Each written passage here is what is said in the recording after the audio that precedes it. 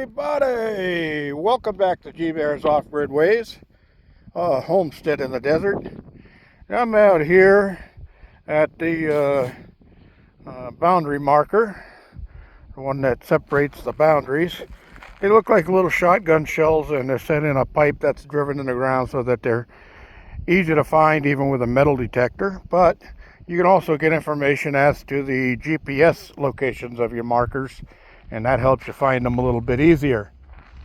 So, I'm out here walking the dogs, and come over into this little section I haven't been to for a long time, and look at all of the quartz float around here.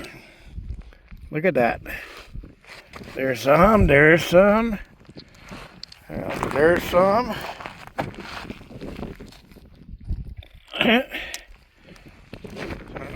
There's a nice piece there.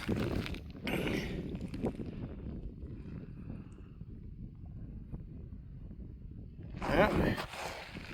See, when I find them in a group like that, instead of sticking them in my pocket and carrying them back, because I got so many samples back there, so I remember where I got them. I group a bunch together like that in a stack, so when I come back out the next time, I just look for that stack. Now this is interesting. Volcanic in nature. Huh.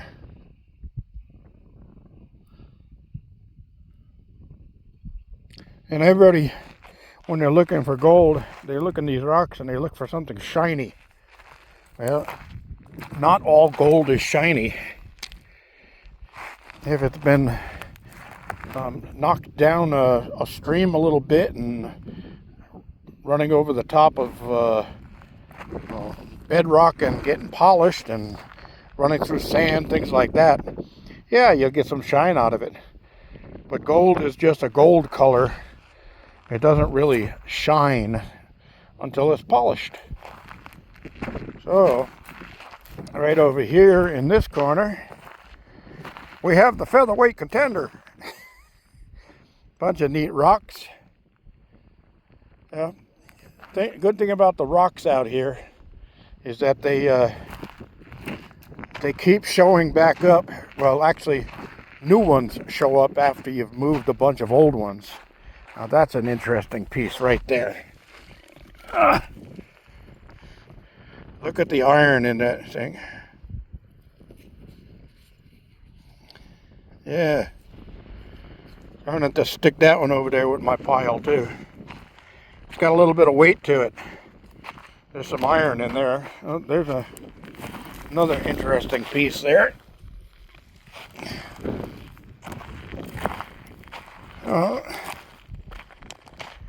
When I have visitors come out, they see the bull quartz and they go, "Oh, that's so pretty," and they want them. So I say, "Yeah, take all you want."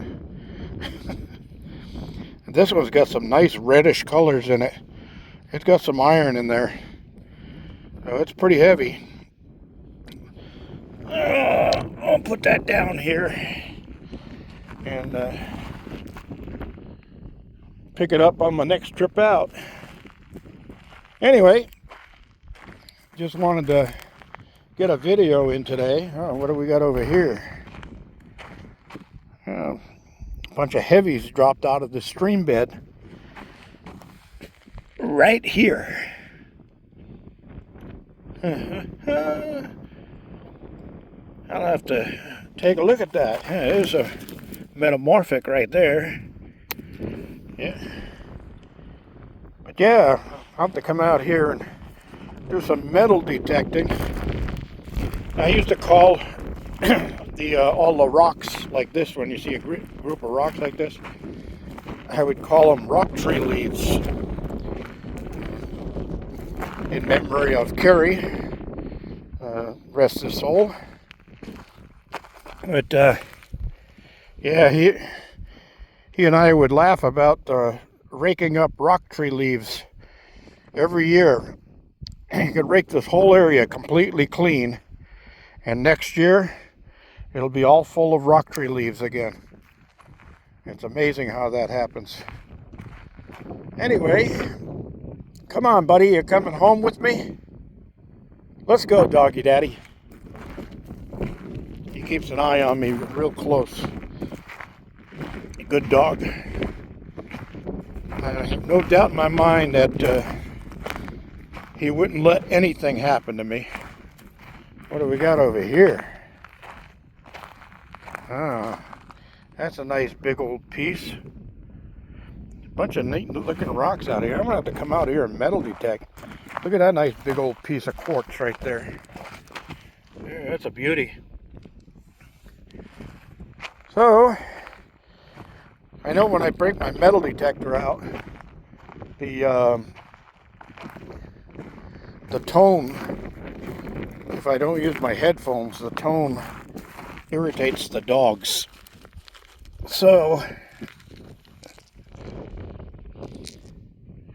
I will use my headphones, and that, oh, look at all of these.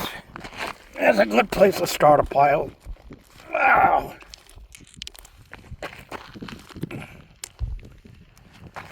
Yeah. Oh, lots of quartz floating around here. Oh, that's a real interesting piece right there. Look at that thing. Wow, that thing is full of sulfides. All rusty. Got lots of iron in there. Not very heavy, but this is what you look for when you're looking for gold ore. Something ugly like that, not something pretty like that. That's why I say when I got city slickers that come out and they're looking for shiny rocks, they pick up the bull quartz and I say, yeah, take all of that you want. And they do. Oh, that's an interesting piece there too. Put that one right there so I can come out and check it some other time. So we're all the way out here on the other side of the property, and I'm gonna wrap this up and head on back to camp. I gotta figure out what I'm gonna have for supper. I didn't take anything out of the freezer, so I might just have to make some soup up or something. I did bake a loaf of bread, and I'll put a picture of that in here somewhere right around this area, maybe a few more seconds later. But yeah, I bake bread whenever I can because it saves me money. It's cheaper to bake a loaf than it is to buy a loaf. And some of these breads I've seen out there, they want $5, $6, and $7 a loaf for bread. Oh my word. My parents be rolling over in their graves. They used to send me up to the A&P supermarket back in Rhode Island and say, go get a loaf of day-old bread. I used to pick those up for 10 cents. Yeah. I can't help but stop and pick stuff like this up and take a look at it.